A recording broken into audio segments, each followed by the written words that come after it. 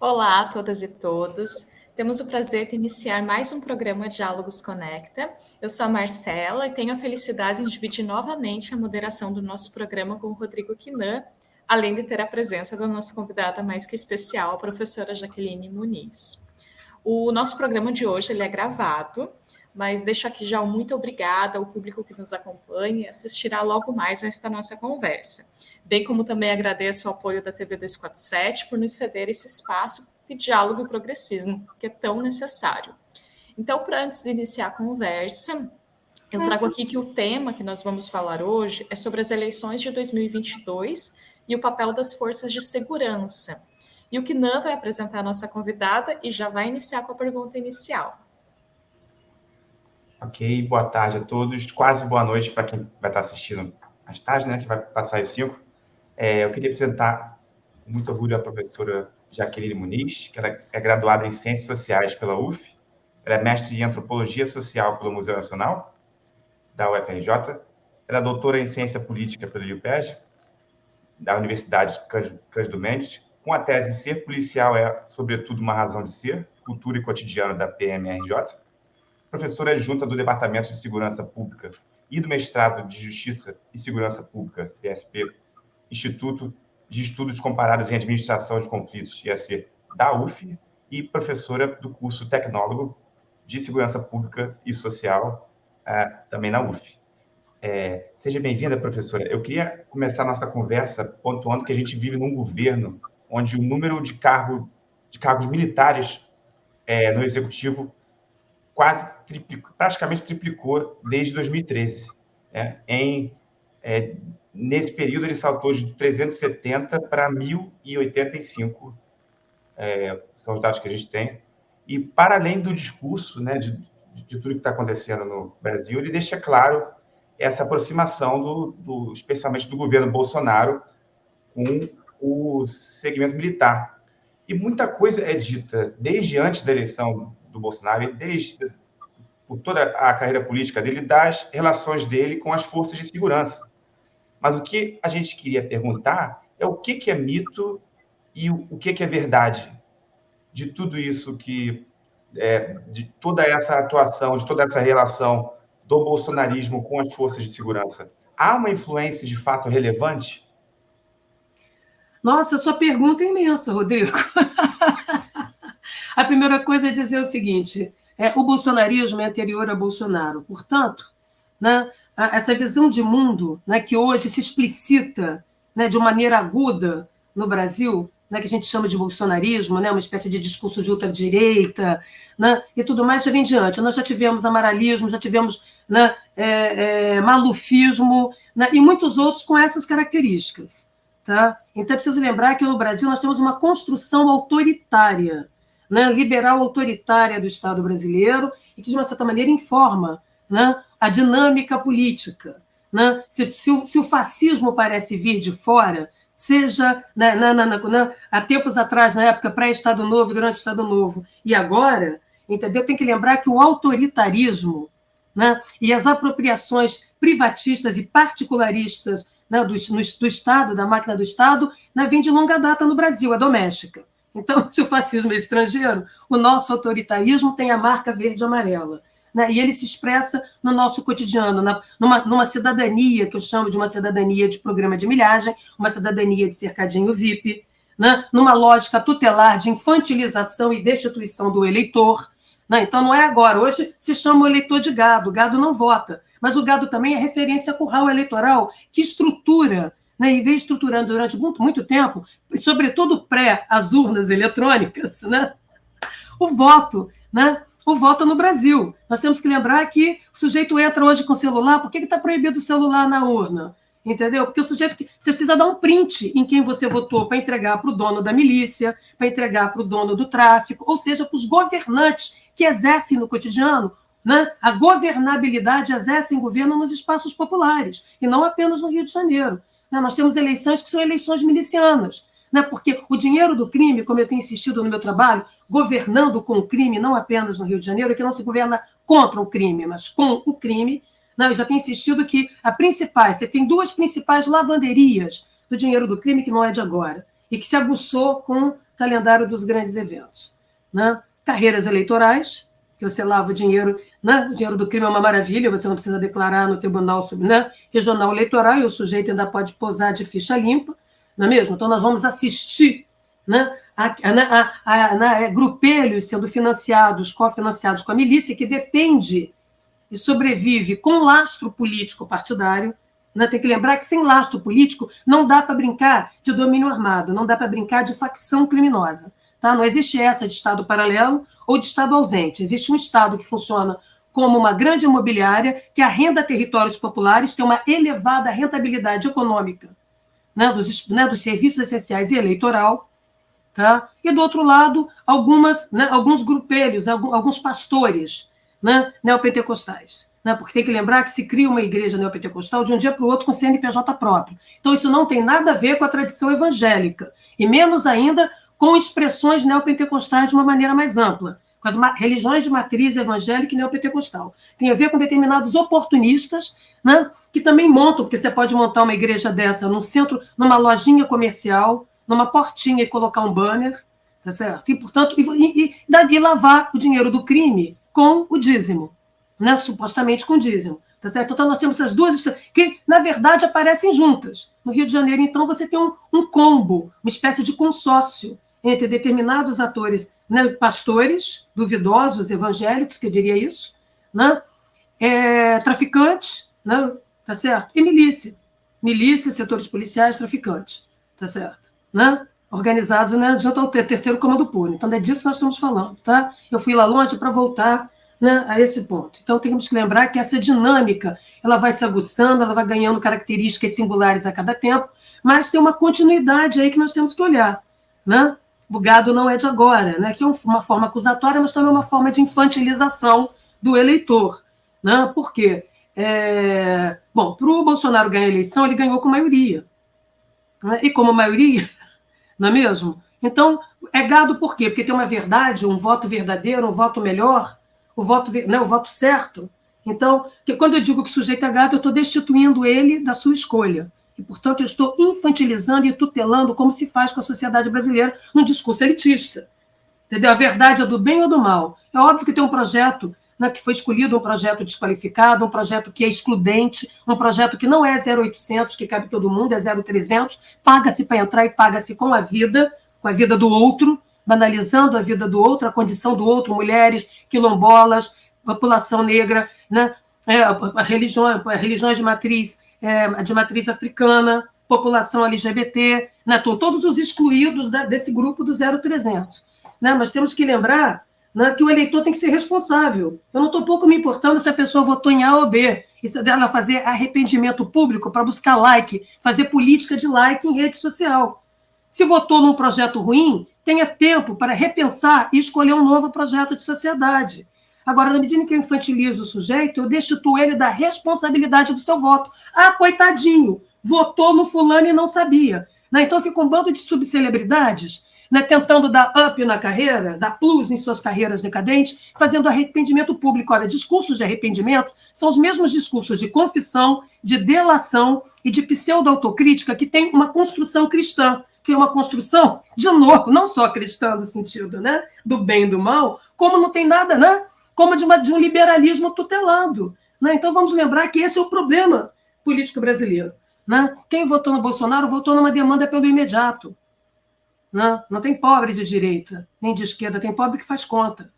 Diante de um cenário de destituição, de precarização, de uberização da vida social, de destituição de direitos, onde você não tem mais a rede, você está pelado, nu com uma arma na mão, você começa, bom, tudo não tem jeito, insegurança, muito barulho, tiro, porrada e bomba. Por quê? Porque isso encolhe o futuro. A insegurança, como eu tenho insistido, dá certo, e tem dado certo. Porque ela faz a gente abrir mão das garantias individuais e coletivas, porque a insegurança encolhe o horizonte, gera escassez de futuro, impossibilitando que você acumule bens sociais, que você planeje o seu amanhã, sabota a sua rotina, com o maior medo do carioca e do morador da região metropolitana do Rio de Janeiro. Ficar preso num tiroteio, seja quem está na favela, seja quem está no asfalto. Então você fabrica o espetáculo do tiro, porrada e bomba, que eu chamo de polícia e ostentação, que não gera controle de território e população, não controla crime, ao contrário, fabrica-se faz-se a guerra para vender a paz do arrego, quer dizer, a guerra produz os grupos criminais e redistribui territórios numa grande lavanderia, numa grande imobiliária, tá certo? Porque tem que pensar que a economia ilegal ou informal, ela é lavada para dentro. Você vai num posto de gasolina, de onde saiu aqui o dinheiro do posto de gasolina? Você entra numa farmácia, você entra num pet shop ou em comércios legais em que muitos deles o dinheiro veio, né, como lavanderia do crime. Essa é a dinâmica, não existe mercado ilegal sozinho. Ele, para funcionar, o mercado ilegal, né, ele funciona com a informalidade, com a clandestinidade, com a legalidade. É disso que se trata. Então, dá dinheiro, sim. Né? Aqui no Brasil, em especial, matar tem mérito, morrer tem merecimento. Isso não é gratuito, isso tem a ver com essa tradição liberal autoritária. Então, essa é a primeira coisa importante ser dita. A segunda é que, é óbvio, né? Nós temos em torno... Eu vou fazer um chute aqui, porque eu não estou com os números. Normalmente eu olho para os números, né? Não gosto de chutar. Mas vamos dizer que a gente tem aí em torno de 400 mil militares no país, um pouco mais das 3 Forças Armadas. Tá? Eu tenho 1.000 e pouco no governo. Isso não é nem 1%. A máquina do Estado é mais de 60 mil. Mais de 60 mil fulanos em toda a máquina federal. Né? Ora, o que nós estamos falando? Olha, agora vamos pensar bem. É óbvio que tem aqui... Né? Onde é que você vai buscar? Você vai buscar nos seus. O sujeito ganha eleição, ele vai catar os próximos. Nesse caso, o partido militar. O Partido das Forças Armadas, melhor dizendo, o Partido do Exército, que foi constituído por Góes Monteiro lá atrás, tá? Na história brasileira, também não é de agora. Né? E o mais interessante é que isso é um exército sem guerra, esse é um exército que não faz defesa nacional. Né? Cadê a política de defesa nacional? Então, é o momento seguinte, está na vez, aqui se muda a pá para manter as panelas. Então, tem meia dúzia de gatos pingados. O problema não é ter burocrata militar no governo. O problema é ter um tipo de governo com um projeto de sociedade como esse. Até porque a maior parte dos militares no Brasil são um bando de burocratas que passam longe da discussão da defesa e da guerra, que ficam ali no ar refrigerado criando siglas ou cuidando da burocracia, tá certo? E tudo que querem é levar a filha e o filho para a Disney. Serem classe média. Vieram de baixo, querem ser classe média. Entendeu? Boa parte, portanto, quer que as coisas funcionem. Então, tem aqueles que estão no banquete do DAS, e não apenas militares, todos eles subalternizados lá, que não refletem a diversidade das Forças Armadas no Brasil, que não refletem, né, esse universo da Marinha, da Aeronáutica, sobretudo do Exército. O Exército e as polícias militares no Brasil têm servido de dispositivo de mobilidade e ascensão social para pobres e não brancos. Tá? Olha que interessante, para a gente ir demovendo certas concepções. Tá? Isso não quer dizer que pessoas em posição de mando não possam aparelhar, e eu tenho chamado a atenção para isso, as organizações de força para seus propósitos particulares e pessoais. Aliás, isso no Brasil tem sido uma prática, porque também nos meus estudos, com mais de 30 anos de pesquisa em polícia, em Forças Armadas e Segurança Pública, né, eu tenho insistido que os mandatos de polícia no Brasil são um cheque em branco de policiamento. Ninguém passa no Enem da definição das competências exclusivas, partilhadas e redundantes necessárias numa democracia entre das Forças Armadas ao Guarda Municipal da esquina. Eu desafio vocês a me dizer onde começa e termina o mandato de cada um desses atores que, nesse exato momento, estão fazendo o policiamento. Por isso nós temos bateção de cabeça, limbos, vazios, carteiradas de toda sorte e apropriação privatista do poder de polícia no país, que, aliás, segue definido lá no Código Tributário e é de 1966, ou seja, no auge da ditadura, podendo tudo contra nós, na contramão da Constituição de 88. Percebe? Esse lusco-fusco não é gratuito. É para deixar a polícia de um lado e as Forças Armadas indigentes e indulgentes, ou seja, todo mundo virou mercadoria. Tá? Mercadoria política. E também não é de agora. GLO no Brasil se usa como trocar band-aid, quer dizer, põe o exército para fazer Uber na esquina, trocar band-aid. Você pega um cirurgião e gasta trocando band-aid na esquina, em PS? Pois bem, de Fernando Henrique para cá, todo mundo brincou de GLS, inclusive nas eleições.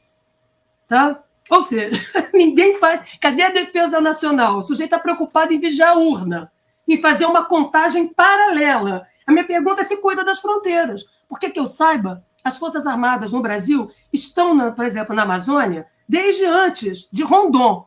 Durante o Acordo de Petrópolis, o Tratado de Petrópolis, que legalizou o Acre para nós, que nós compramos lá o Acre, entendeu? E logo depois o projeto Calha Norte, nos anos 60, era para enraizar as Forças Armadas nas nossas fronteiras. São fronteiras verdes e secas imensas. Será que ninguém... Mas ninguém conhece a Amazônia. O sujeito não sabe na esquina, ali no meio do matagal, da floresta, achar o Dom e o Bruno. Correto? Né? Percebe? Tem um problema de fronteira grave, né, que afeta a segurança pública, a soberania nacional. Você tem uma interseção entre a segurança pública e a defesa nacional fundamental, mas também não se discute. Então o sujeito fica brincando. Então tem aqueles que estão na farra, né, do DAS, do banquete do DAS, e o resto, entendeu? Que é 99,9%, já que são 1.000 e poucos, em 60 mil também dos cargos, porque nem todo mundo tem competência, não dá para ficar arrumando boquinha. Você tem que, no mínimo, saber escrever um ofício, sabe? Os militares podem ser bons para muitas coisas, menos para governar. É por isso que, acima dos militares, na democracia, tem comando civil, sabe? Para que eles não sejam moedas de troca, mercadorias que desestabilizam o exercício do poder legal e legitimamente eleito. Mensagem essa, lição democrática que a gente não aprendeu. Por isso que a gente enxerga golpe em tudo quanto é lugar, vê golpe em tudo quanto é lugar, porque não criamos os mecanismos de estabilização, controle e regulação das espadas no Brasil, sejam as espadas combatentes, sejam as espadas com medidas chamadas polícia. Tá? Olha que a brincadeira é mais embaixo, né? Percebe? Então a maior parte deles são burocratas. Me diz uma coisa, por que razão um bando de sargentos das Forças Armadas, né, vão sublevar assim sozinhos? Por acaso alguém dá golpe sozinho? Por acaso alguma vez as Forças Armadas no Brasil deram golpe sozinha? Com que competência, com que condição política, com que meios logísticos?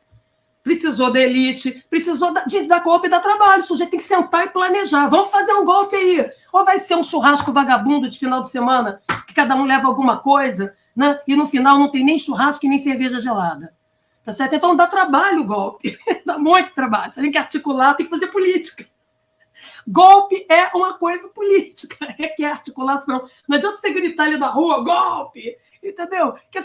Se gritar na rua, golpe, vai perder de 7-1 para meme, entendeu? Igual a seleção brasileira passou fiasco com a Alemanha. A internet com meme, com deboche, ganha.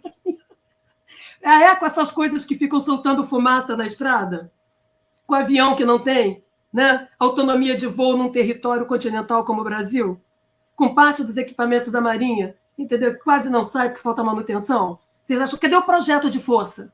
Cadê o projeto de força das nossas Forças Armadas para dar a segurança nacional? Segurança não, que essa palavra é uma palavra condenada. A defesa nacional, que é o nome correto, que nós precisamos, e articulação para dentro. Então fica todo mundo querendo meter o bedelho no outro.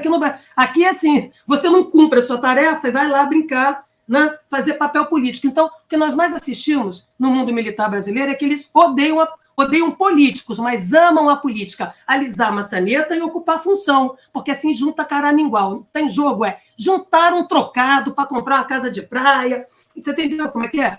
É ter vantagens. Qual o barato de ser militar?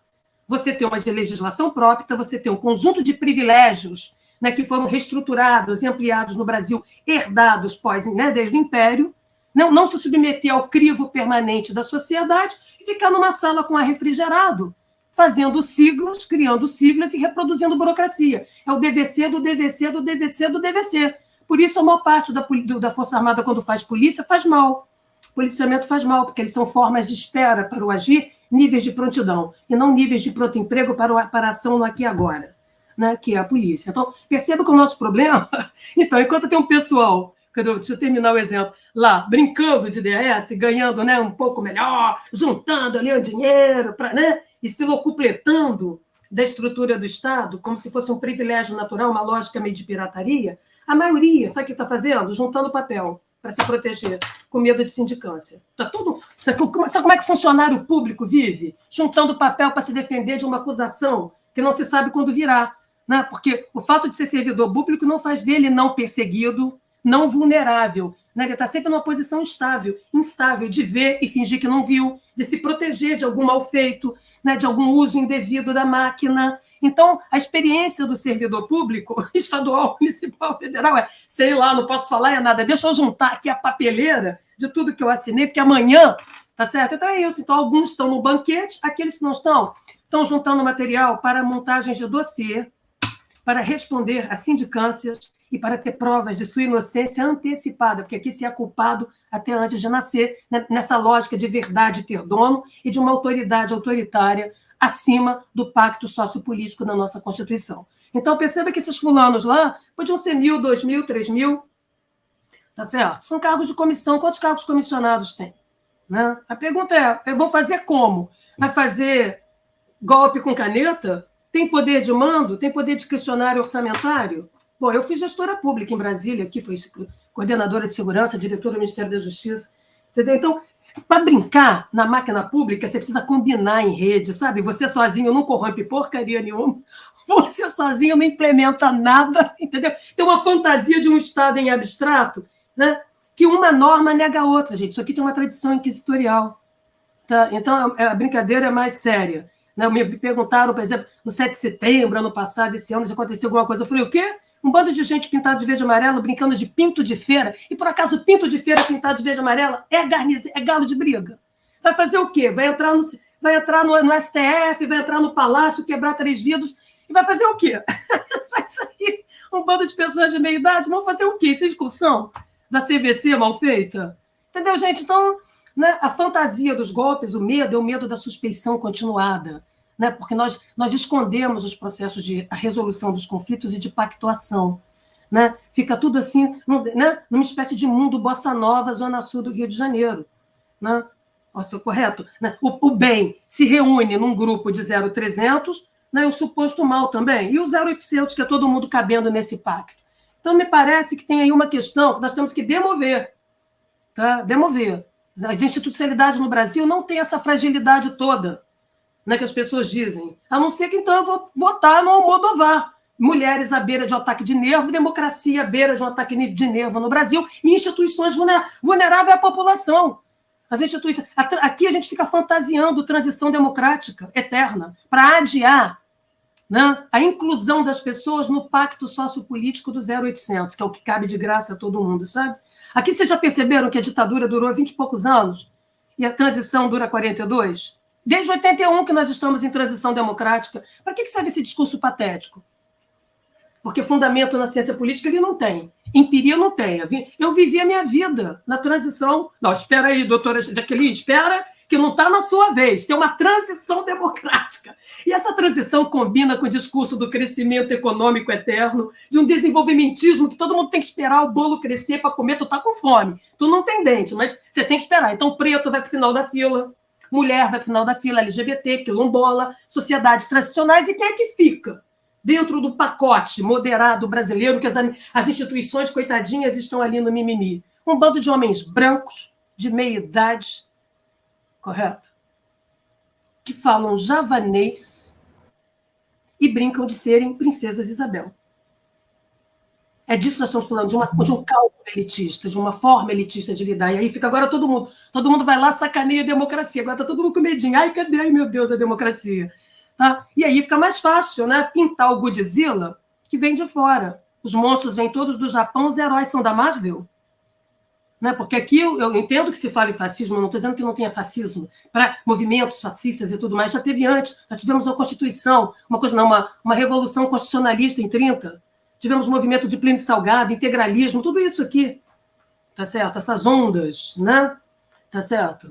Mas por quê? Porque parece mais chique, né? A ameaça vem de fora. Assim como a ordem funciona e democracia. Aí vem da ONU. A ONU está fazendo uma nota de repúdio. Os países tal estão olhando para o Brasil. Por que vem de fora? Por isso que Deus acima de tudo, Brasil acima de todos. Porque nós temos uma mentalidade autoritária excludente que está aqui no cotidiano, que a gente aponta o dedo para o outro. Como isso infantilizar o eleitor? Alguém se perguntou por que as pessoas depositaram voto, sobretudo no universo popular, votou no Bolsonaro? Votou no maluco. Vou votar nesse doido aqui que está prometendo o imediato, que é impossível de resolver, né, no curto prazo. Eu não tenho mais política pública, eu tenho mais nada, então eu vou votar aqui nele, porque pelo menos ele está dizendo que amanhã vai acabar a palhaçada do crime de não sei o quê. Né? E aí eu vou conseguir sair de casa para trabalhar, porque que eu saiba, tiroteios, operações não estão previstas na CLT. Sobretudo no mundo de precarizados, no mundo em que a maior parte dos empregos é informal hoje, em razão da precarização dos nossos direitos. Então, quando a sua vida, o seu tempo social é encolhido, seja porque tem Covid, seja porque você já vive no imediato, você não tem futuro, só quem faz conta, quem tem rotina, quem pode ter o amanhã. Essas pessoas não têm o amanhã. Elas estão no mundo da posse, elas estão no mundo sujeitas ao direito, elas não são sujeitos de direito, elas são sujeitos à sanção. Né? Levam esporro de aonde vão. É o que eu chamo de regime da esculachocracia ou a sociedade do dislike, do quem ama bloqueia. Então, se a pessoa sai de casa, ela é esculachada, esculhambada. Olha aí, minha senhora, que aqui você não pode usar a cidadania, você não pode reclamar. Aqui o seu ônibus não passou, o que tem? Aí você reclamou que ia passar. Aí, pronto, você criando treta. Ah lá, Jaqueline Barraqueira. Ah lá, o fulano. Porque aqui cidadania é um artigo de luxo que é para não usar. Aqui você tem que melhorar para ter direito à melhoria. Percebe como é tutelado? Então, essas pessoas estão ali no imediato, elas precisam que o tiro pare agora. Precisa que o gato de luz continue agora. Porque a criança, o adolescente, vai fazer o Enem. Porque é hoje que tem que fazer o exercício. A pessoa tem que sair para a faxina agora. Senão ela não vai ter faxina. Como é que ela explica para a patroa? Como é que eu explico para o patrão? Sabe como é que as pessoas estão fazendo? Né? Gravando tiroteio no celular para mandar o áudio. O patrão está tendo tiroteio, porque ninguém mais acredita. Virou, entendeu? Uma conversa, né? Virou fiasco. Né? Então, perceba que as pessoas querem ordem. De fato, elas querem ordem, porque todos nós aqui queremos ordem. Uma ordem social que seja pactuada, plural, diversa, livre, soberana, né? Para elas poderem trabalhar, voltar para casa. O mundo delas é o mundo da posse. Elas são verdadeiras tartarugas ninja que andam com tudo no corpo. No caso, tudo que tem se chama um tênis, uma mochila e um celular, que estão pagando no crediário. Que se roubar, vai continuar pagando em 10 vezes. É aqui que eles acessam o mundo. Né? O mínimo de informação sobre o mundo de mobilidade espacial e social. Então, na medida em que é ofertado a eles a insegurança pública como um projeto de poder, porque insegurança não é produto de algo que deu errado, é uma construção política para excluir, para produzir exclusão, intolerância. Tá? Eu tenho que votar em alguém que me prometa o imediato, o milagre, o fim do pecado na humanidade, entendeu? Com os mesmos princípios agora explícitos. Né, Brasil, né? Deus acima de tudo, uma verdade que nos é superior como uma espada, um país o todo, alguém que revelou que não é nosso, acima da gente, e a gente ali. Então você votou no maluco. Para mim, esse doido aqui está dizendo que vai parar essa palhaçada, que eu vou poder sair de casa e voltar de casa. Então, mudar de roupa. Esse é o cálculo que os universos populares fazem. E fazem contas muito mais complexas do que o mundo Zona Sul, o mundo classe média. Porque o sujeito ele tem que ouvir piada racista, piada misógina, e tem que concordar com o patrão. Ele não tem estabilidade, ele não tem rede social de proteção. Ele não tem plano de saúde próprio, particular. O SUS está sendo precarizado. Então, perceba que o projeto de poder da insegurança não é só o medo de morrer de bala perdida, é o medo de não ter plano de saúde e não poder ir no SUS. É o medo de não ter emprego, de entrar para a faculdade e perder, porque um parente seu morreu, você vai largar a faculdade pública, porque ir para a faculdade é caro, custa 50 paus para você chegar na UF e sair, fazer um lanchinho muito do vagabundo. Agora, para ter 50 reais por dia, né, dá 250 reais por semana, né, que dá R$1.000 por mês. É praticamente metade do salário de uma faxineira que tem seu filho que conseguiu passar na UF, é sua filha. Né? No mundo de redução das bolsas na universidade, da redução do projeto acadêmico, né, do PROAS, que é de apoio acadêmico aos alunos, né, em situação de vulnerabilidade econômica e social. Tá certo? Então, essas pessoas, ela passa, mas não pode ficar. Tem que ir trabalhar no mercado, porque alguém da família morreu. Morrer dá trabalho, mais que viver. Morrer custa caro na favela. Quanto custa um caixão? Quanto custa enterrar? Quanto custa tirar o corpo? Ou o Estado faz isso? Né? Então, são essas pessoas que experimentam passar por cima do cadáver. A sua casa é uma avenida por onde passam tiros e pessoas correndo com arma na mão. Ai de você que fechar a sua porta. Ai que você manter a sua janela fechada. Ela vai ser arrombada e você ainda vai levar um tiro pela fuça também. Aí a geladeira que você acabou de comprar, em 20 vezes, que você carregou no lombo, que é isso o nome, você carregou aqui, ó. Ela está cheia de tiro. O seu danoninho, que só tem um, que é para uma pessoa da família que está com gripe, que é a criança, foi comido, né? Levou na pirataria. A sua cômoda da Casa Bahia está com as pernas arriadas, cheia de tiro. As suas roupas, poucas que você tem melhores, no chão. E você ainda tem que sair tapando os olhos da sua criança para tentar levar numa escola que também não tem como se proteger do tiro, porra de bomba. Que não é para produzir segurança, para esquentar a chapa, inviabilizar fluxos, inviabilizar a circulação, ida e vinda para o trabalho, distribuição da riqueza. É disso que estamos falando. E isso dá voto. Percebe como o projeto deu certo? Quem disse que no Rio de Janeiro, 38 anos de guerra contra o crime, não deu certo? Não controlou crime nenhum, criou o crime. Faz a paz, né? Faz a guerra para vender a paz do arrego, a paz da propina, a paz da arrecadação. Para que você faz isso? Para subir o preço do alvará, para renegociar territórios, arrendamentos. Por isso que eu falo de imobiliárias. É disso que nós estamos falando. Então as pessoas votaram. Votaram em alguém que diz: eu tenho autoridade firme comigo, bandido não se quer comigo. Cara, olha, eu já votei em tudo. Agora a minha última oportunidade é votar num doido que diz que vai ter ordem. Né? O problema é que seu libertador de hoje será o seu tirano de amanhã. A gente aprendeu isso com Maquiavel, sabe? Aprendeu isso com Hobbes. A gente aprendeu com 300 anos, no mínimo, de história, de como se constrói democracia. Né? E o Brasil não cumpriu o seu dever de casa básico. Então, olha que interessante. Essa é a realidade das pessoas. Por acaso a pessoa tem lá, não, eu nasci verde e amarelo. Tá certo? A ambição nacionalista, a ambição identitária, a ambição de existir. De existir. Tem pessoas cuja única razão de ser aquele verde e amarelo é existir. Outras não. Tem várias motivações. Mas é importante que a gente distinga.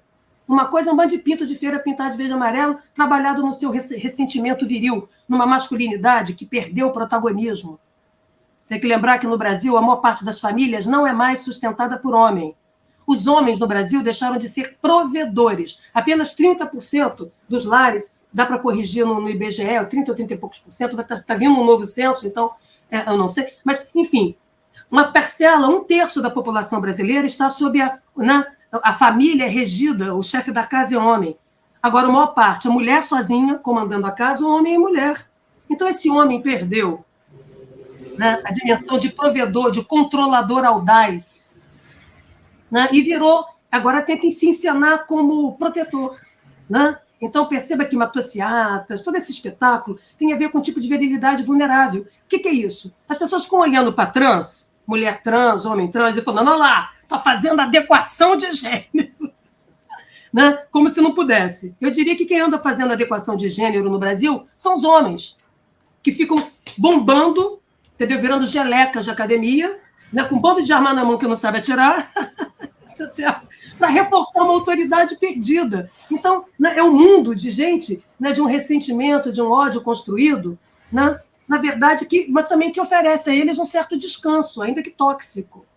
Né? Percebem? Então, né, nós temos que deixar claro que esses movimentos eles existem, eles se cristalizam, e, nesse sentido, o discurso bolsonarista foi inteligente, foi bem estratégico. Não quer dizer que ser inteligente não quer dizer que seja do bem nem do mal. Apenas foi lá e capturou demandas que estavam difusas, né, sem endereçamentos e que existem.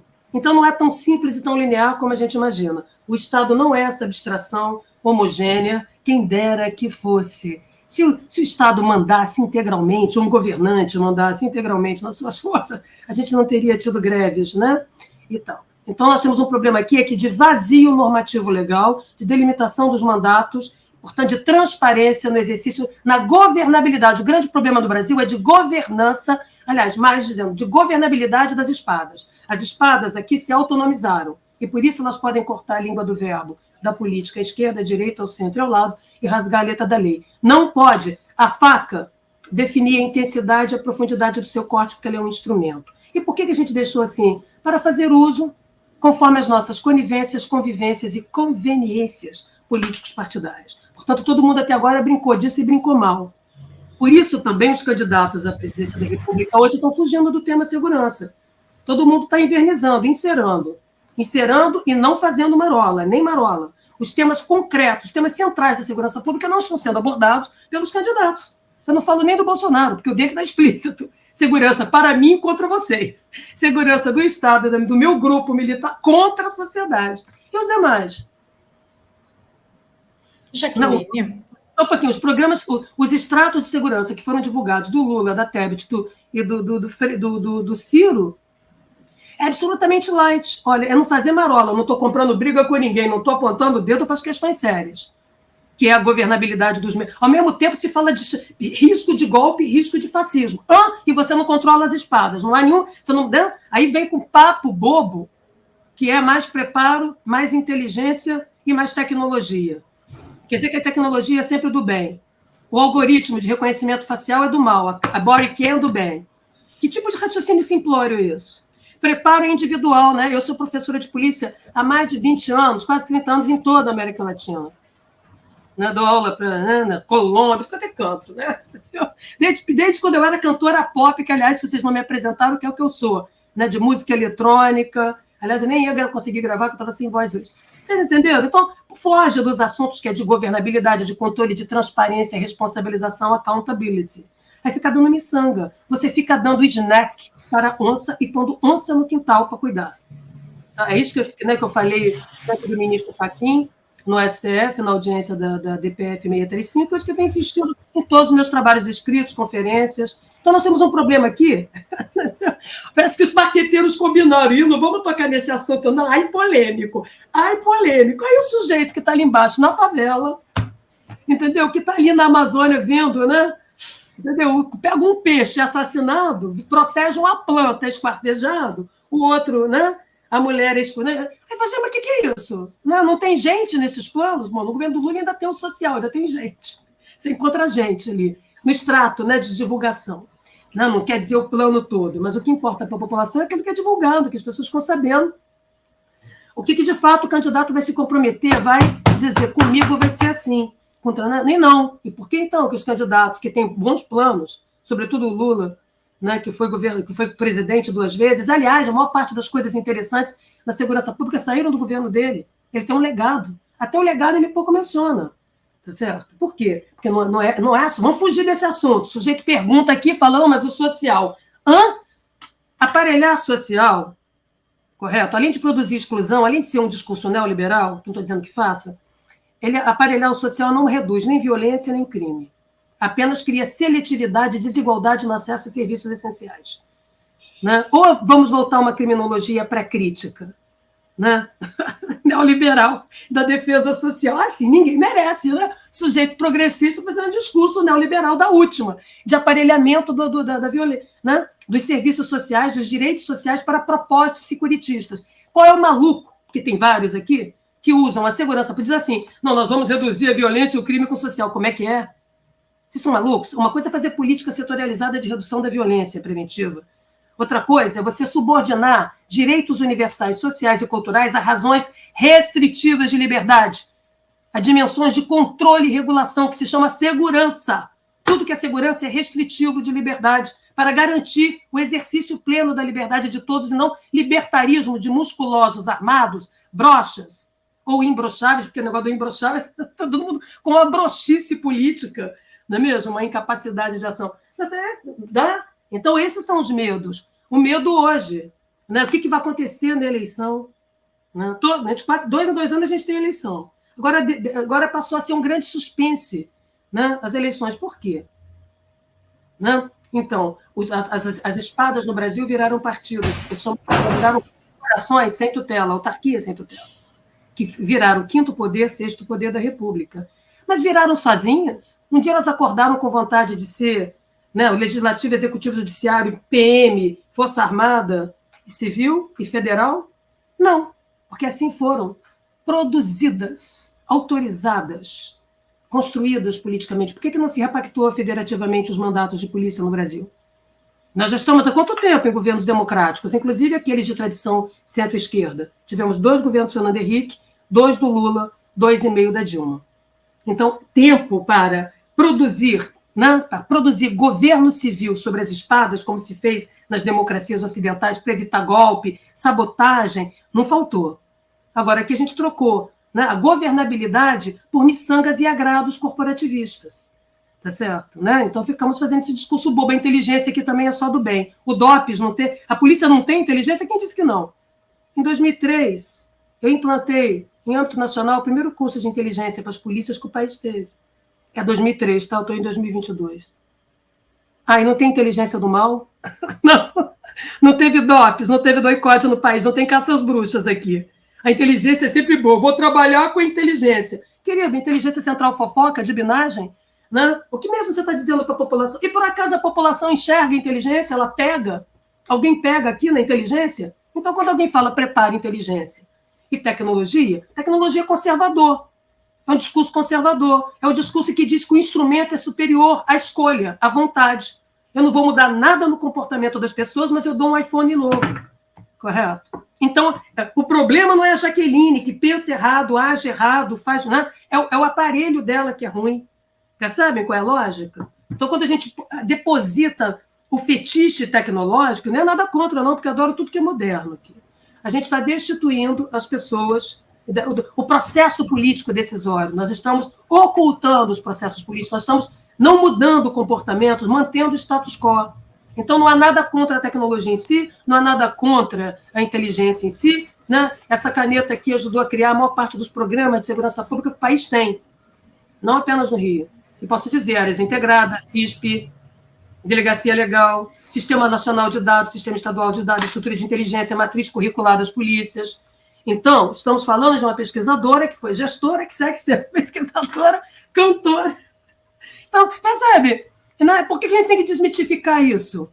Porque parte desse fetiche é também falar assim, vai lá e faz, fulano. Segurança é assim, o sujeito acha que segurança é capanga, é proteção. Vai lá e faz, não quero problema, não me traz problema, não. Aí, quando caem uns cadáveres ali do lado, a pessoa fica chocada. Aqui na nossa política tem sido troque 3 cadáveres por 1 milheiro de tijolo. Então, mata 28 e leva o Cidade Integrada para alguns. Percebe?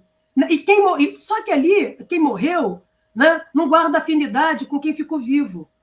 E o direito a luto é o que nos permite reconhecer alguém, entre outras coisas, como igual em direito, equivalente em direito. Né? Então, nós temos que compreender que as pessoas não querem mexer isso, né, nas lógicas milicianas, que a milícia só existe, ela sai de dentro do Estado, ela só existe com medidas de conivência, convivência e conveniência, que as Forças Armadas brincam de alisar a maçaneta, todo mundo quer um cargo de comissão com mais 10, 15, 20 mil, e ganhando quaraminguás, quinquênios, anuênios, né, que faz o sujeito tirar 300 mil reais como, né, o candidato a vice-presidente, outros... Né? Da mesma maneira, alguém se pergunta, os caraminguás do promotor, os caraminguás da justiça, em plena Covid, todos esses grupos, a justiça, a toga e a espada, os dois dispositivos numa sociedade democrática de estabilização no exercício do poder, legal e legítimo, para a gente não ter susto, não ter choque elétrico, todo mundo brincou com seus privilégios. O próprio Lula foi preso num lavajatismo que não começou agora.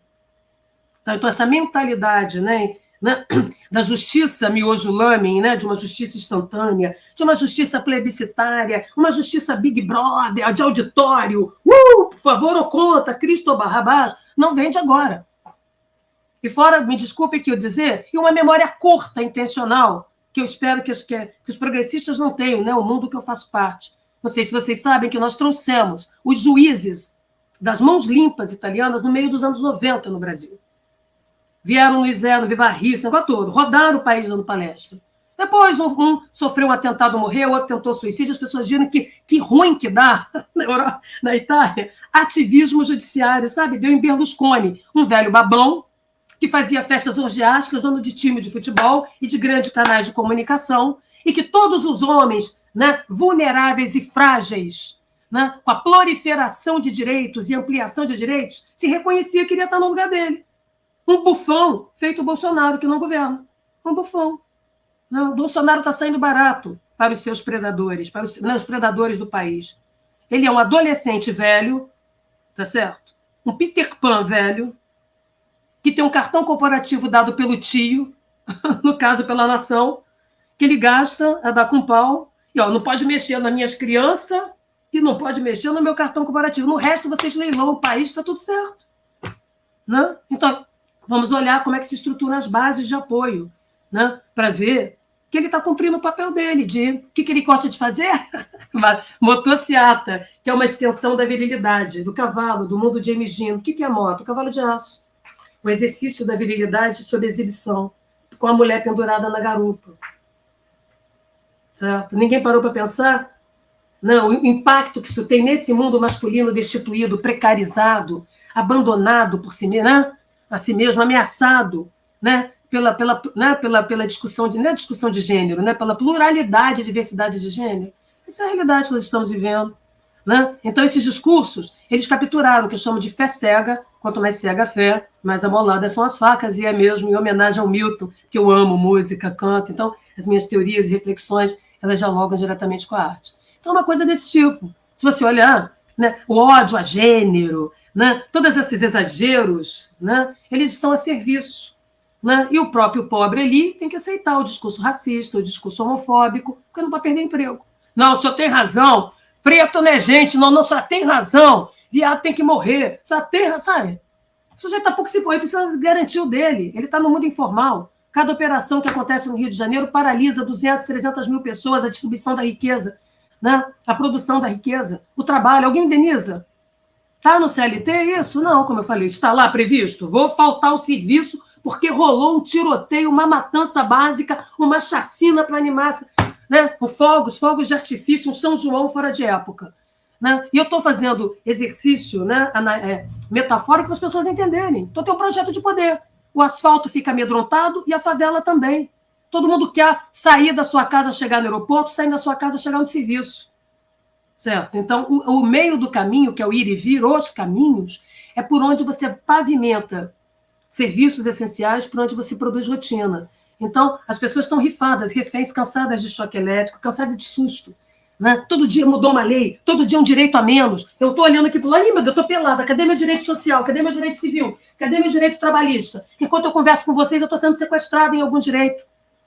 Né? E se eu tiver que ir para o debate público, eu, como cidadã comum, eu tenho que esquecer o meu sexo ali, colocar o meu sexo, a minha orientação sexual dentro do armário, eu tenho que colocar o meu gênero dentro do armário, eu tenho que colocar a cor dentro do armário, eu tenho que colocar a minha origem socioeconômica dentro do armário, porque tem uma unidade, uma santíssima unidade, que é a Santíssima Trindade, uma unidade do bem, que tem a unidade do mal, que agora não está na hora de incorporar as agendas chamadas identitárias, como se nós fôssemos plantas aéreas, genérico de drogaria, que é o que eu escrevi lá no meu podcast, aliás, ouçam lá, Regimes do Medo, para entenderem, né? Então, como é que o sujeito é planta aérea? Por isso que as pessoas querem, né? Se você não tem espaço para a negociação das identidades, das trajetórias, né? Que vamos chamar de uma cidadania de coalizão, só te sobra o quê? O nacionalismo doentio, né? Como expressão autoritária, né? Tá certo? Então, nós temos que entender isso. Né? Que os discursos é esse. Não, primeiro vai crescer, primeiro vem a riqueza, primeiro vem o desenvolvimento. Dá tempo.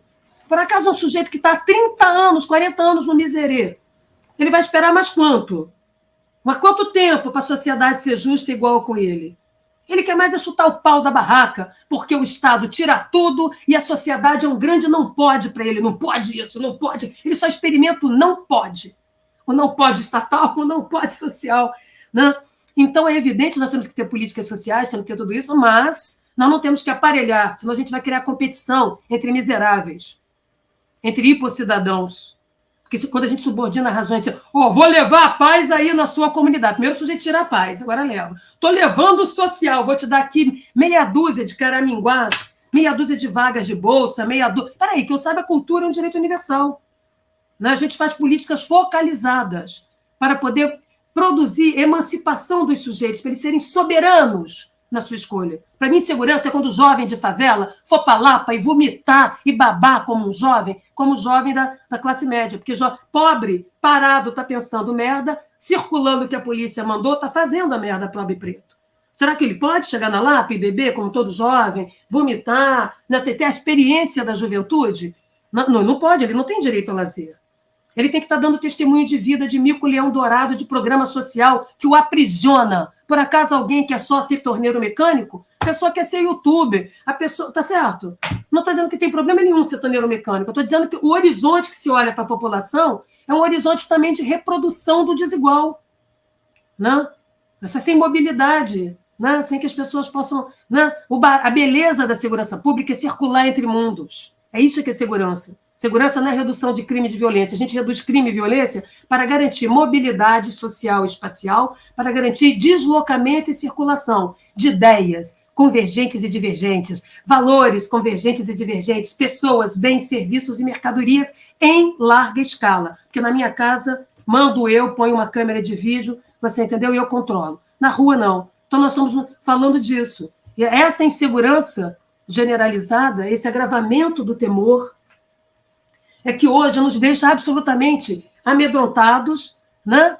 Com a experiência do confinamento diante da eleição. Né? É a pergunta que vocês não fizeram, mas né? Então, o que pode, né? O que vai rolar aí nessa eleição? Né? Não é isso que vocês querem saber? Vai lá, Rodrigo. Chance de fazer uma segunda pergunta. Ninguém nunca me pergunta mais que 3. Está sem microfone, Marcela. Professora, obrigada pela resposta. Eu acho que dá pano aí para muitas perguntas ainda. Eu acho que nós temos que... Eu queria falar, Marcela, antes, ou seja, que já gastei o tempo, mas é importante dizer o seguinte: planejamento de eleições em larga escala, como é o caso brasileiro, seja em pequena cidade, em média, grande cidade e região metropolitana, é algo que nós sabemos fazer muito bem. Sempre soubemos fazer carnaval no Rio de Janeiro, da multidão, bloco de 700 mil pessoas, 800 mil, como também em Pernambuco, como o Ano Novo no Rio de Janeiro dá uma população maior do que Viena, do que a cidade de Viena. Então, lidar, quer dizer, saber organizar eventos de escala, nós aprendemos, seja as polícias, seja com apoio em GLO, porque vai ter GLO das eleições, nas Forças Armadas. Só vai acontecer treta se essa caneta aqui foi esvaziada de tinta. E esta caneta se chama caneta do governador.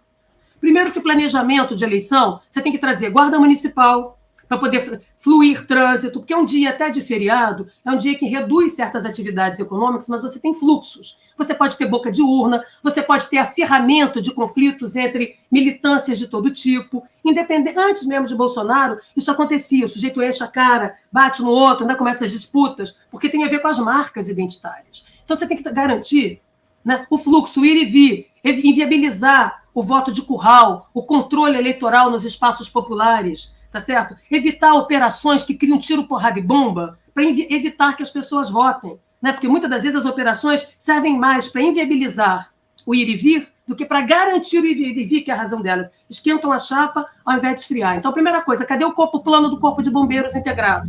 Não vai ter sistema de pronta-resposta?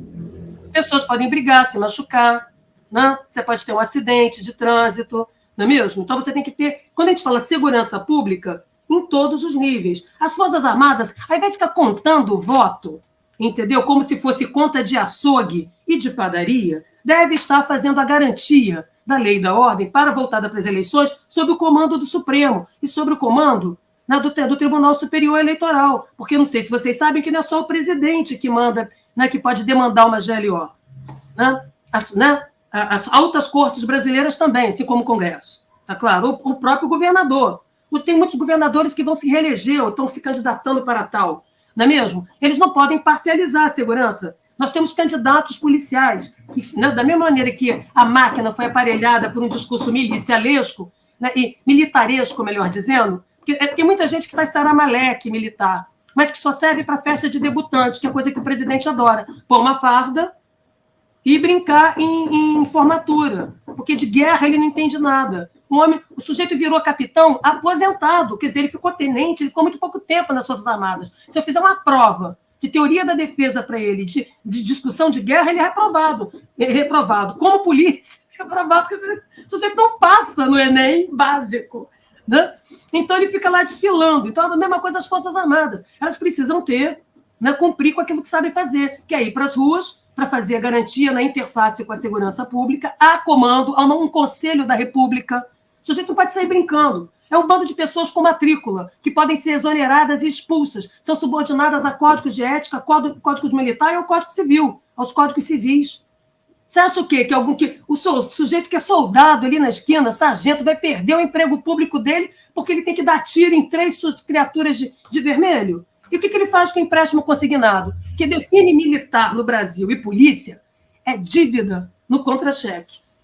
Então, você entra em qualquer unidade dessas militares, você vai ver uma banquinha vendendo empréstimo consignado.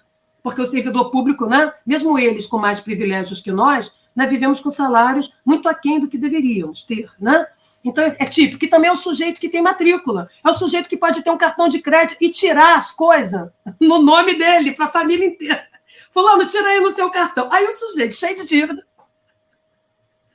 Aí ele vai assim, vou brincar de revolução sozinho ali na esquina. Sem apoio político? Sem blindagem? Isso é sublevação, querido. Isso é motim, você pode ser exonerado imediatamente. Portanto, palhaçada de golpe vem de um bando de militar velho que pinta o cabelo de acaju e não consegue mais ser síndico de prédio. Então fica reproduzindo autoritarismo, espasmos autoritários, xingando pessoa na rua. Tá certo? Mas eu quero saber se articula para dentro. Você acha que algum general que anda ativo é trouxa? Vai sozinho. No dia seguinte, na hora do golpe, vai ter um bando de meme desmoralizando, um bando de charge desmoralizando o golpe. E controla como? Vai fechar o espaço da internet? Vai conseguir fechar a cidade do Rio de Janeiro como? E olha que aqui é cidade-estado, a maior parte, né, dos equipamentos da Força Armada está aqui no Comando do Leste, Militar do Leste, tá certo? Nem aqui vai conseguir fechar entradas e saídas. Então vamos parar, vamos ser sérios. Ficar, vou te dar um golpe, um bando de bicho-papão desidratado, entendeu? Tem que ir para a academia adquirir musculatura, né? Musculatura política, base social e econômica de apoio para dar golpe, porque arma custa caro, munição custa caro, e o dinheiro para dar golpe é meu, entendeu? Meu e da sociedade. Então, não vai rolar, tem que saber fazer. A PM tem que estar ali, né?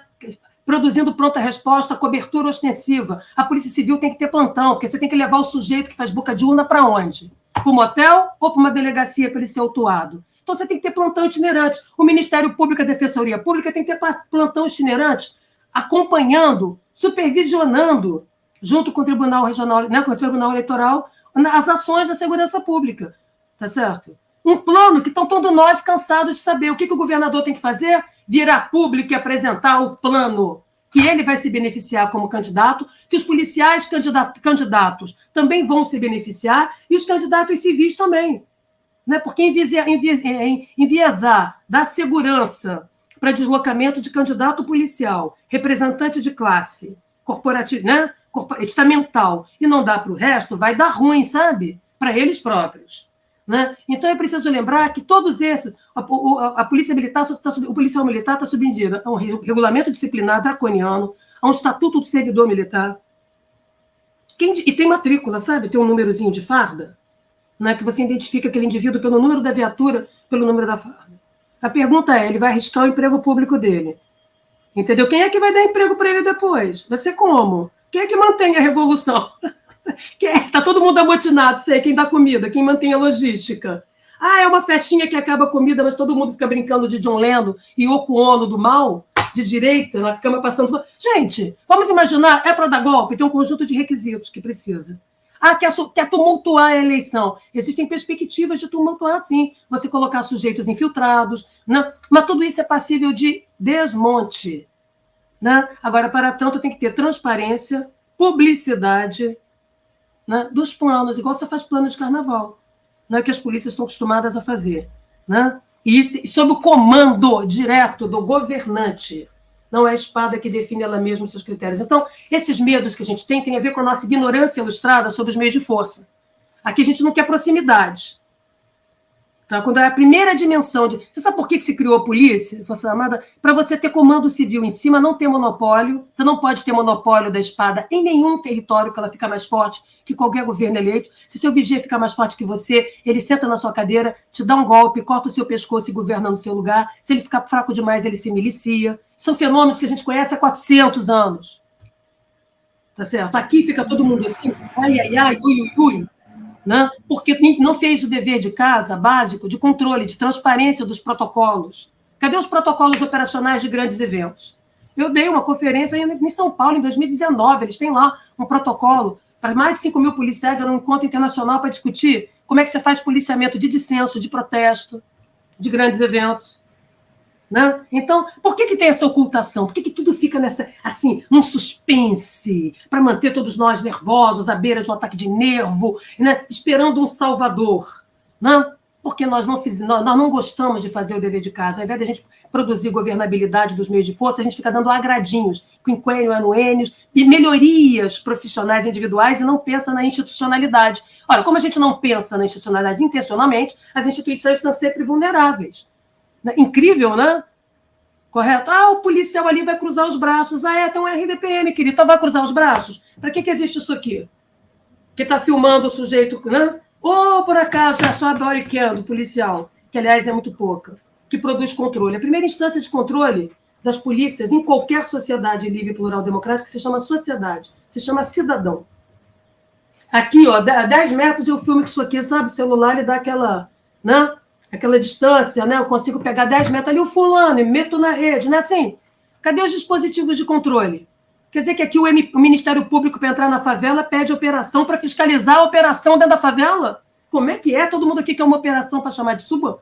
todo mundo aqui que é meia dúzia de policiais, barriga de tanquinho, abrindo com batedor, para brincar de autoridade, de subcelebrity, de revista Caras. Eu fui coordenadora de segurança, fui da secretária de Estado. Eu não precisei dessa palhaçada toda para mandar, não. Para exercer comando transparente, público, republicano. Então, acho que nós temos dois problemas aqui. Aqui, espírito republicano só aparece em roça de candomblé, só aparece em terreiro de umbanda e em centro espírita. E aqui a vontade política, falta vontade política. Quer dizer, veja, vontade é algo que dá e passa. Estou com vontade de tomar café, meu café acabou. Esperar terminar o programa. Tá certo? Então, como é que a política pode ser tratada dessa forma? Infantilizando o eleitor, criando salvadores da pátria e fabricando medos. Quem participa do discurso do medo é promotor, é ave de mau agouro. Ou é chupa-cabra de golpe, ou é ave de mau agouro, porque nós temos que desmontar a narrativa do medo. Nós temos que desmontar, não que não haja risco, mas nós temos que dimensionar os riscos concretos, porque a solução está ao alcance da mão administrativa. Tá certo? Vou acabar com a eleição, então também não vai ser eleito o seu governador reaça, o seu deputado reaça, entendeu? Como é que é? O povo está procurando a via do voto. Nosso problema é controlar a liberdade de escolha no voto, garantir a integridade, e isso tem como fazer. Né? Não tem que, é arroz com feijão, chega a ser monótono o planejamento de eleições, de tão óbvio que ele é. Não tem nenhum saramaleque, não preciso colocar drone voando para cima e para baixo, não precisa da palhaçada pirotécnica da polícia de ostentação, que, na verdade, é para ocultar gastos, né, que não produz o devido resultado. Então, percebem? Por que a gente fica nessa pagelança de golpe?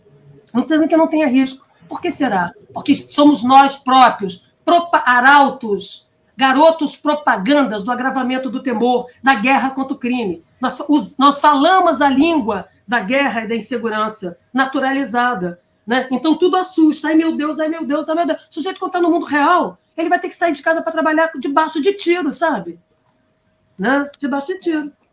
Então, vamos pensar seriamente que é claro que tem riscos infiltrados, sujeito cruzar, a polícia cruzar o braço, um policial cruzar o braço, tá certo? Tudo isso.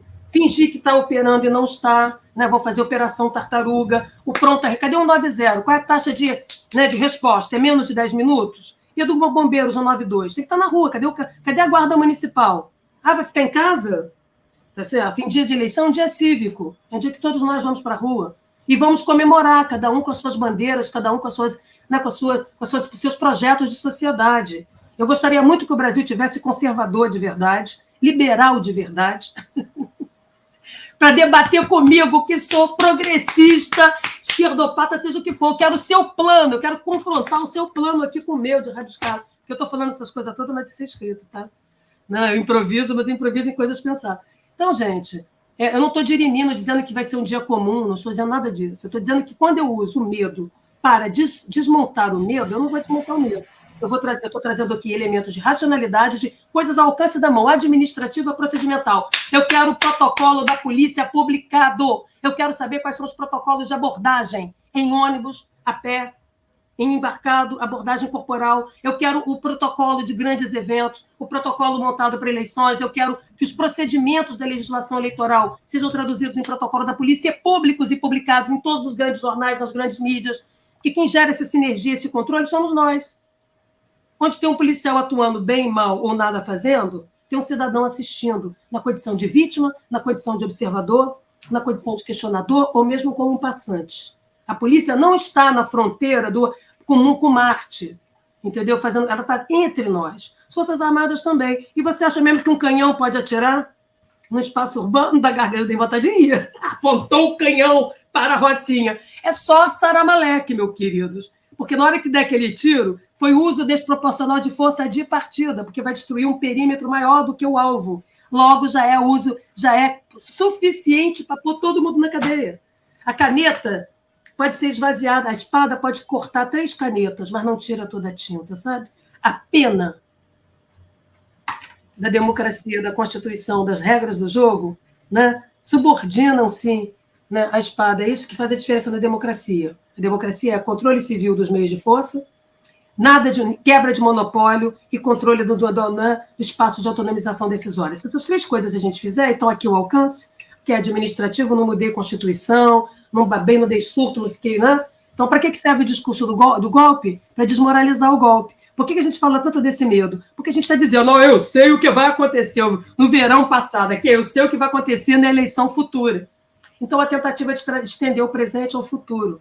É só tática política, né? Discursiva. Nós precisamos ir um pouco mais além. Então, é preciso que os governantes, os candidatos, de fato, explicitem um pouco mais. Percebe? É paradoxal que os planos sejam todos, né? As propostas apresentadas à população, seja tudo não fazer marola, olha, comigo não. Todo mundo, né, passa a pergunta de segurança, o sujeito dá uma guinada para lá, uma guinada para cá, tá certo? E o maior medo das pessoas é o que vai rolar. Posso votar? Vou conseguir votar? Posso pôr o meu vermelho em paz?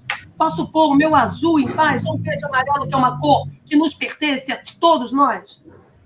Tá certo? Ou não posso? Posso pôr meu adesivo aqui ou eu vou ser espancado? E o meu carro? Pode ter o adesivo para ir para a universidade, o meu adesivo, ou eu não posso pôr? Tá? Então, quando nós experimentamos isso, de uma certa maneira, e é disso que se trata, é isso que nós estamos cobrando.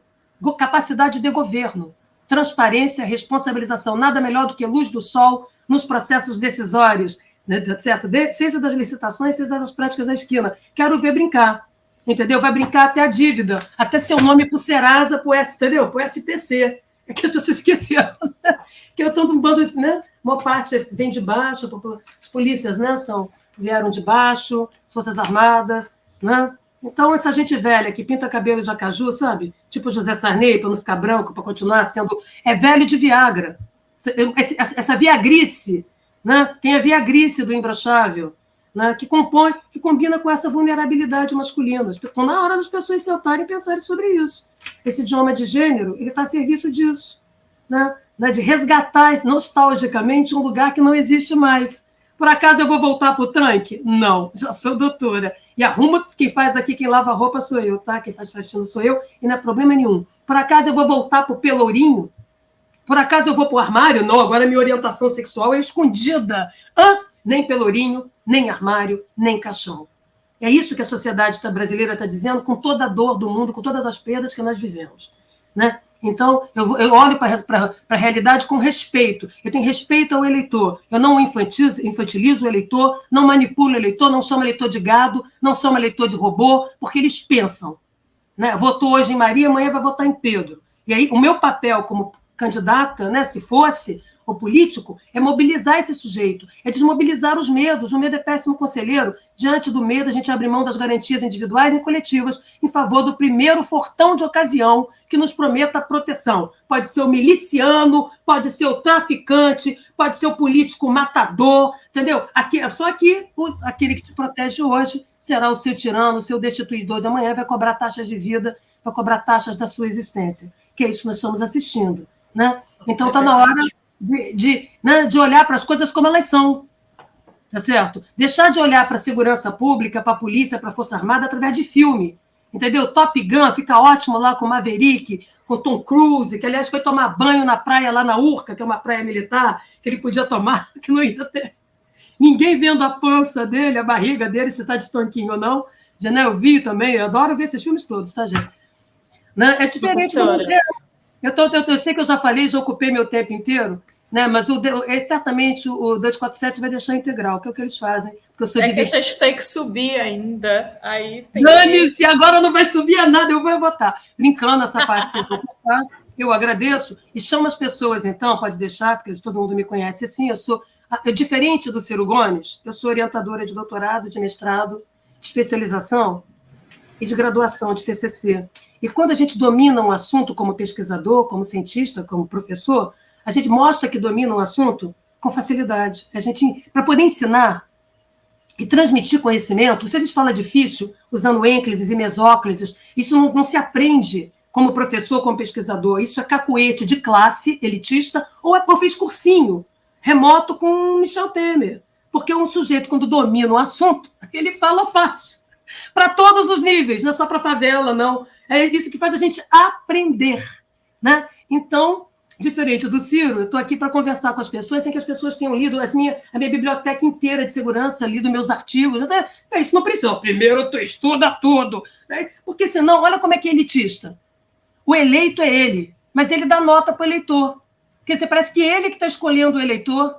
Então, o eleitor se sente burro, o eleitor se sente avaliado. Parece que o eleitor está fazendo um Enem, uma prova, entendeu? Para poder alcançar o doutor Ciro Gomes, a doutora Tebet, o doutor fulano de tal, entendeu? Que mundo patético! O conhecimento, entendeu? Eu sou doutora de verdade, preciso usar, e nem gosto de ser chamada assim. E queria lembrar que em Harvard está aberto a qualquer um que possa pagar, ainda mais um curso de especialização, um MBA.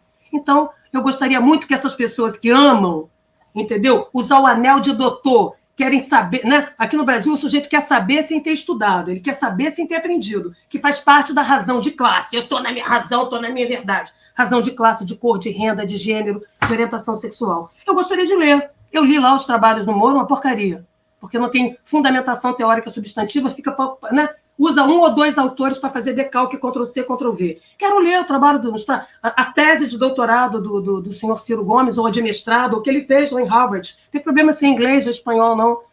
Vamos ler, vamos entender a qualidade. Ou a pessoa vai falar clichê, falar em línguas, para produzir uma torre de Babel interativa que inviabiliza o outro se apropriar de uma realidade que é dele.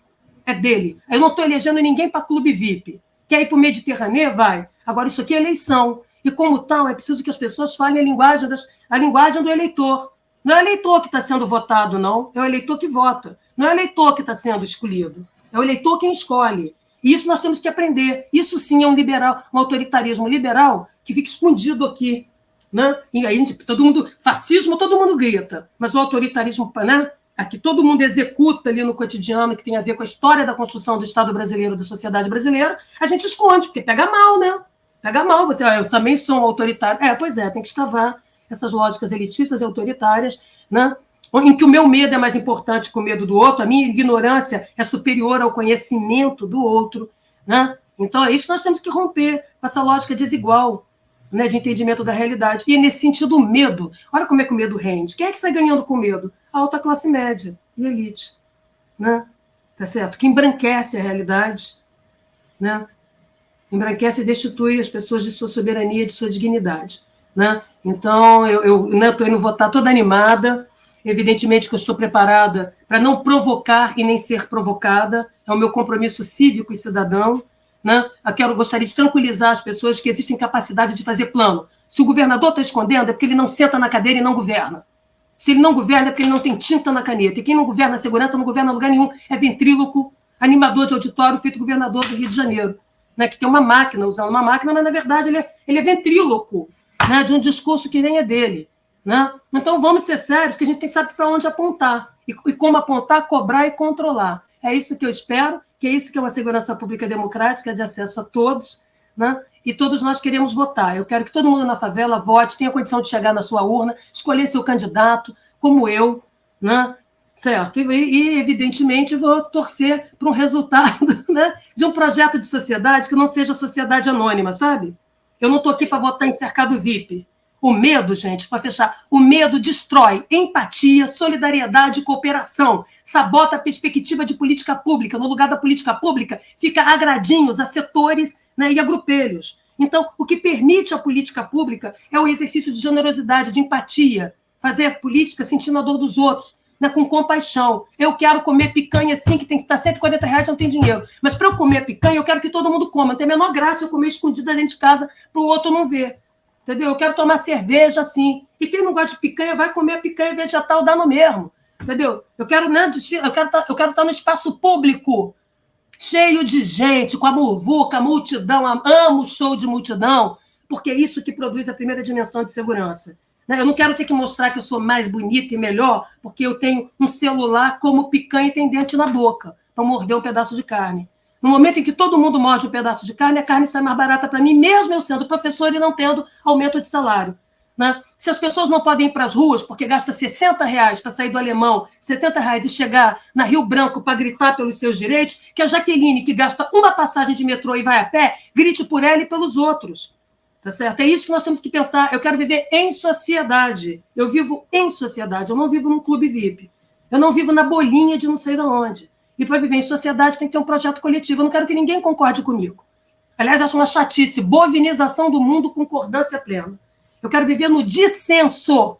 Eu quero as polarizações para produzir consenso. Porque quando eu chamo a disputa de polarização, eu estou matando o conflito, eu estou matando a diversidade de ideias, eu estou matando o confronto de projetos. Em que sociedade isso existe? Naquela que todo mundo já morreu. ou naquela que vive sob tirania, sob a lógica unitária, autoritária de um pensamento único. Tá? Então, olha como o nosso apetite é autoritário de ordem. Até nisso, até na disputa de projetos de sociedade, não pode, está polar e polarizar o quê? Entendeu? As pessoas, né, somos nós, sim, pensando uma coisa, os outros pensando outra, vamos ali, vamos decidir pelo voto, tá certo? Vamos decidir pelo voto. É isso que nós temos que fazer, né? Então, essa leitura nossa do conflito negativo, de não pode desordem, o sujeito não pode ir para a rua, não pode comemorar, não pode fazer nada, porque, né, a ordem é mais ou menos como a Jaqueline arrumar a cozinha, lavar a casa inteira e convidar vocês dois, Rodrigo e Marcela. Aí você não pisa no chão, que eu acabei de lavar. Não bebe água, que eu acabei de lavar o copo. Correto? Então a pessoa não pode viver.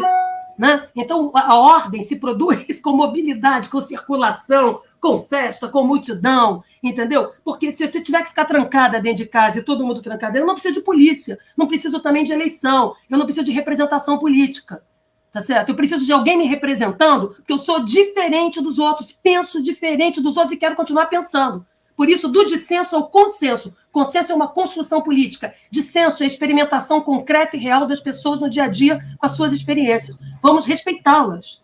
Vamos respeitar, porque o desrespeito começa ao não reconhecer o lugar do outro. Mas se o outro está votando lá de esquisito, vamos conversar. Entendeu? Agora não posso sair desqualificando as pessoas, adjetivando negativamente, como a gente vê por aí. Pode funcionar bem no meme. Mas isso é uma educação política violenta ali na esquina. Ali começa a violência política. Né? Então, eu quero que todos nós possamos votar. Eu vou lá feliz da minha vida. Entendeu? Outro dia eu pus o meu data toalha, que eu queria participar da brincadeira de data toalha.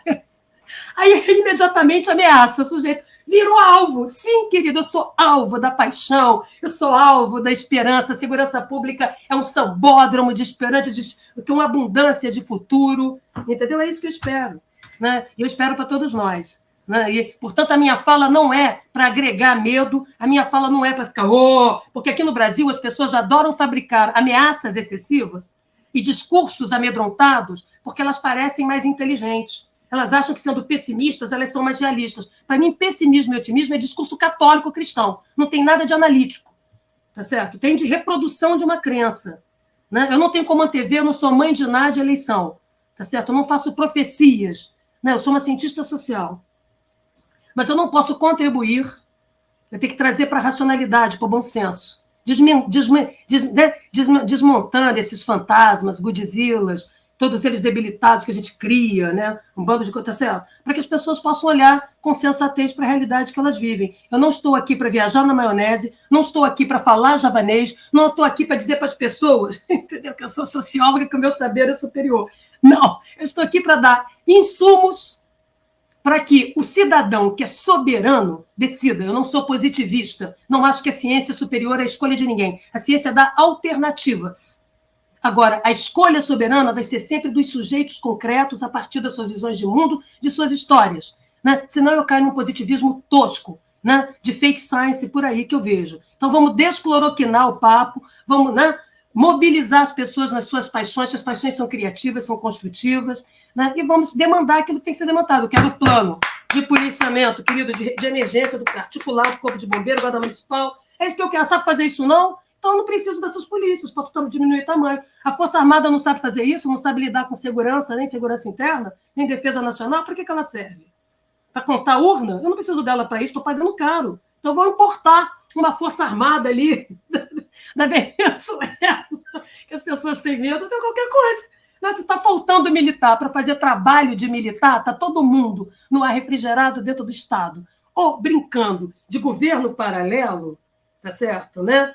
De mundos, terceiro mundo, quarto mundo, igual filme igual ficção, né? Distopia. Então nós temos que contratar uma outra Força Armada, porque essa não está servindo, não é mesmo? A mesma coisa a polícia. Então as pessoas podem muito, mas não podem tudo. As espadas podem alguma coisa. Elas podem até rasgar a letra da lei no primeiro momento e cortar a caneta, mas tem mais tinta, sabe?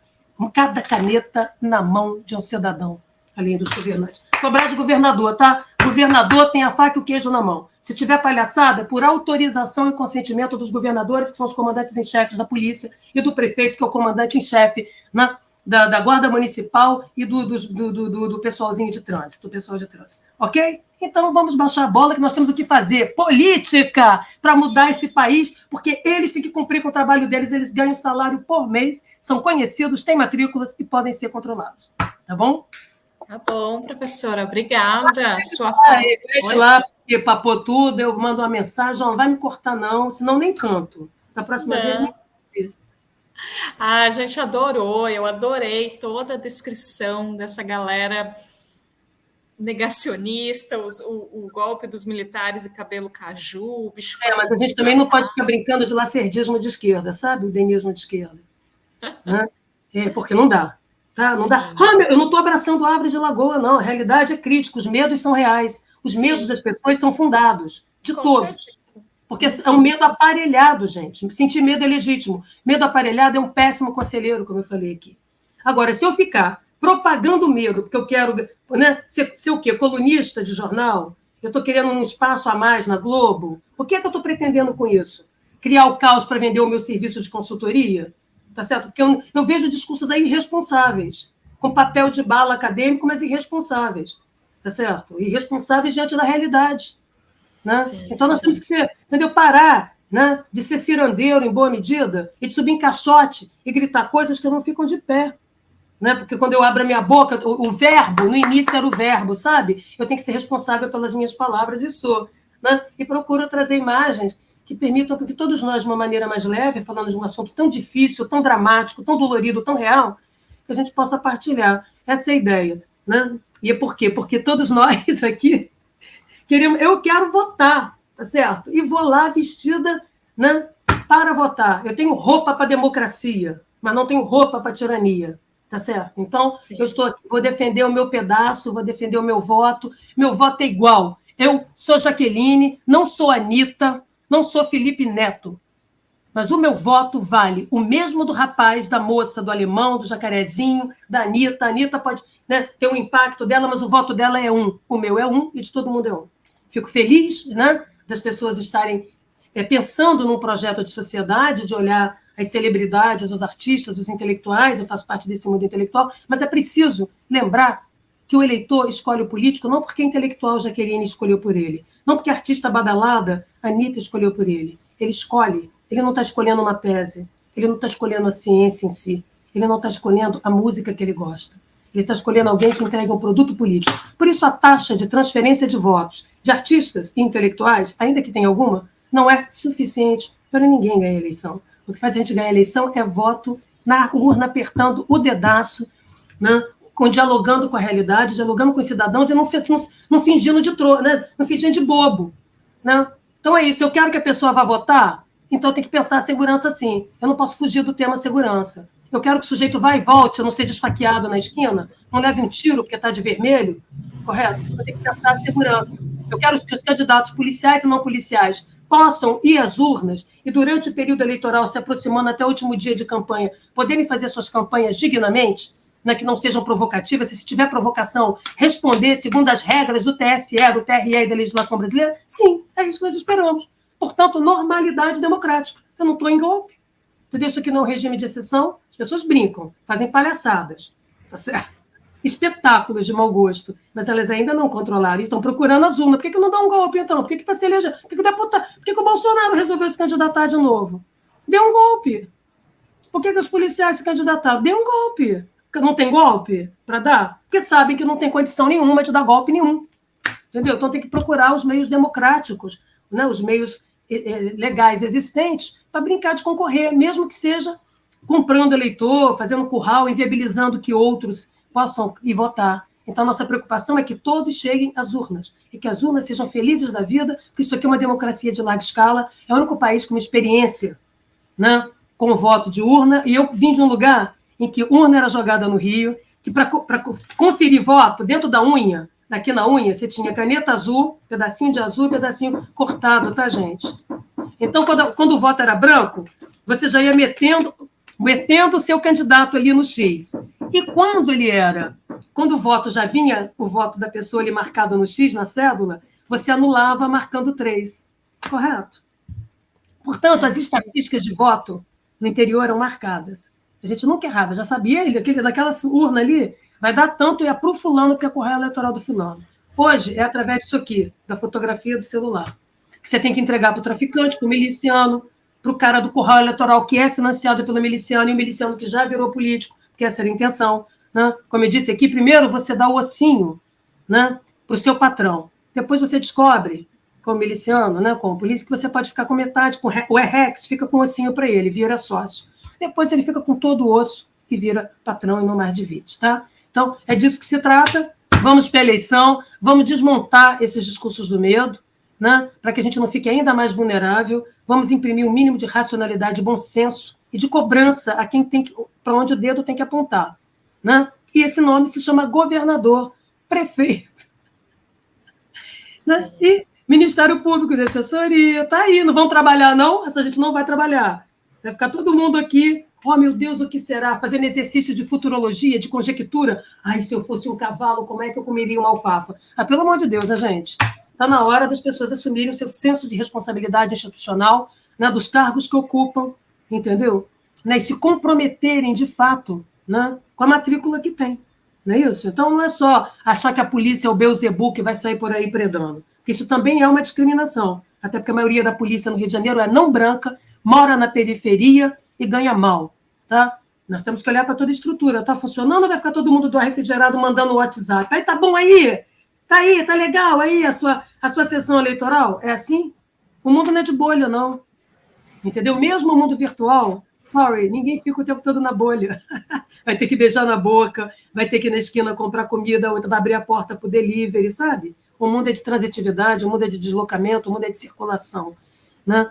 Então, o meu papel, eu tenho dito isso, é show cloroquina. Me chamam para falar, eu topo, porque eu vou descloroquinar papo careta, né, que amedronta as pessoas, que destitui as pessoas de suas escolhas, de seus lugares, com falsas sociologias, que eu chamo de cloroquinagens, falsas análises antropológicas, falsas análises, fake science. Se eu não quero fake news, eu também não quero fake science.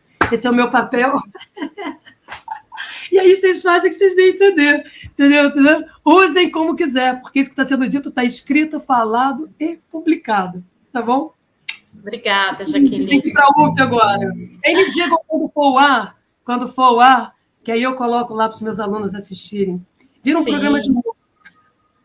Jaqueline, enfim, para finalizar aqui, eu reitero meu agradecimento pela conversa que tivemos hoje, um assunto super importante, você passou por vários caminhos ali para a gente olhar para o governador, para a prefeitura, foi muito além, eu acho que é realmente um ponto que a gente tem que prestar muita atenção, lembrando que a eleição daqui 13 dias, né, está chegando, a gente tem que prestar atenção nisso, agradeço também ao Kinan aqui que dividiu a moderação comigo, agradeço ao 247, e peço que todo mundo que nos assistir sigam as redes da Rede Conecta, vai estar aqui na descrição no YouTube, e que compartilhem o vídeo. Vamos fazer circular esse conteúdo progressista que a gente está cada vez mais precisando, tá bom? Isso aí, gente. Conecta, super obrigado. Vão lá, assistam, entendeu? Porque quanto maior o espaço que eu possa falar, ou a concessão, agradeço muito a vocês, mas também eu me sinto segura. Nem sempre, né? Eu já fui objeto de ameaças inúmeras vezes, não é de agora. Tá? E falar coisas tem um preço, e falar olhando na cara e na lata, entendeu? Também tem seu preço. Então, quanto mais vocês participam desse debate, vão quebrando as cloroquinas por aí, mais todos nós nos sentimos seguros e podemos, então, segurar um na mão do outro. É isso que eu espero, encontrar com todo mundo nas urnas, cada um nas suas, feliz da vida com seu voto, né? E comemorando em seguida que conseguiu votar, né? E que exerceu o seu direito. É isso aí.